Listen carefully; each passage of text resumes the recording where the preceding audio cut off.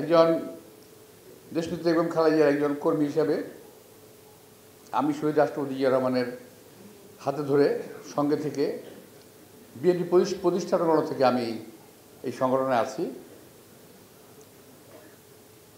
জিয়া রহমান সাহেব ব্যক্তিগতভাবে আমাকে অত্যন্ত পছন্দ করতেন, যদি আমি অনেক ছোটো ছিলাম, কিন্তু তারপরও সম্পর্কটা খুব ভালো ছিল। অতঃপর দেশনেত্রী বেগম খালেদা জিয়ার ওনার তত্ত্বাবধানে রাজনৈতিক জীবনে যেখানে এসেছি, এটা ওনার সময়, ওনার তত্ত্বাবধানে এবং ওনার লালন পালনে বলতে পারেন আমি এই পর্যন্ত এসেছি। শহীদ রাষ্ট্রপতি জিয়া রহমানের সুযোগ্য সহধর্মিণী দেশনেত্রী বেগম খালেদা জিয়া, তিনি আজকে হসপিটালে, কালকে আমি আমার একটা বক্তব্য বলেছি যে উনি পাঞ্জা লড়েছেন। অনেকে বলে যে মৃত্যুর সঙ্গে পাঞ্জা লড়েছেন, আমি বলি মৃত্যু না জীবন, কার সঙ্গে তিনি পাঞ্জা লড়ছেন এটা কিন্তু আমরা জানি না। জীবনের সঙ্গে পাঞ্জা লড়ছেন না মৃত্যুর সঙ্গে পাঞ্জা লড়ছেন এটা আমার জানা নাই, আল্লাহ জানে, আল্লাহ কি নির্ধারণ করে রেখেছেন। কিছুক্ষণ আগে আমি নিজ বিষয়ে কথা বলছিলাম,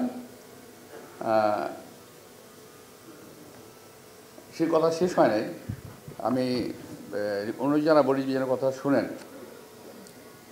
শহীদ রাষ্ট্রপতি যখন জিয়া রহমান যখন শাহাদাত বরণ করেন, তখন আমি একটু অসুস্থ ছিলাম, আমার একটা অপারেশন হয়েছিল, অ্যাপেন্ডিসাইটিস অপারেশন হয়েছিল ওই সময়। তো একটু সুস্থতার দিকে হঠাৎ করে খবর এলো শহীদ রাষ্ট্রপতি জিয়া রহমান নিহত হয়েছেন চট্টগ্রামে। তারপর জানাজার টাইম ঘোষণা হলো, কি তখন অনেক কিছু মনে নেই আমার, শুধু এটুকু মনে আছে আমি ওনার জানাজা কোথায় হবে, জানাজা হবে মানিক মিয়ায়। বাসা থেকে, আমার শাহজাহানপুরের বাসা থেকে হেঁটে রওনা হয়েছিলাম আমরা কয়েকজন আমার পাড়ার। এসে আমি যে ফার্ম গেটের যেখানে তোমরা ঢুকা, এখন মানিক মিয়া যেতে হলে ফার্ম গেটে আসতে হবে। ফার্ম গেটে ঢুকার সময় জায়গা ছিল না ঢুকার। আমার কথা যদি তোমরা আমি যদি বুঝাতে পারি তাহলে তোমরা ফিল করতে পারবা, এটা জায়গা ছিল না। এই ফার্ম গেট থেকে আমাদের এই মোটামুটি, যেহেতু সাইজও ছোটো ছিলাম, বয়সও কম ছিল, এই ধাক্কা থেকে করে কিছুটা সামনে যেতে পেরেছিলাম, এই পর্যন্ত। এই যে কী বলে এটাকে, গোল চক্করটা আছে যেখানে, এই গোল চক্কর পর্যন্ত গেছি আমরা। লোকারণ্য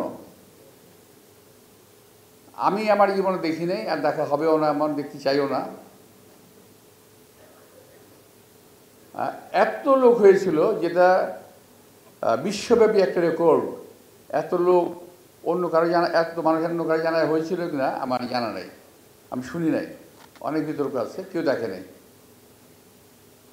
দেশনেত্রী বেগম খালেদা জিয়া, আমি এই কথা বললাম এই কারণে, দেশনেত্রী বেগম খালেদা জিয়া আজকে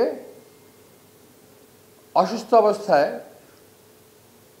উনি প্রমাণ করে গেলেন যে উনি দেশ, জাতি, দলমত নির্বিশেষে, ধর্ম বর্ণ নির্বিশেষে সকলের কাছে শুধু নেত্রী নন, তিনি বাংলাদেশের একজন অভিভাবিকা ছেলে হিসেবে প্রমাণিত হয়েছেন।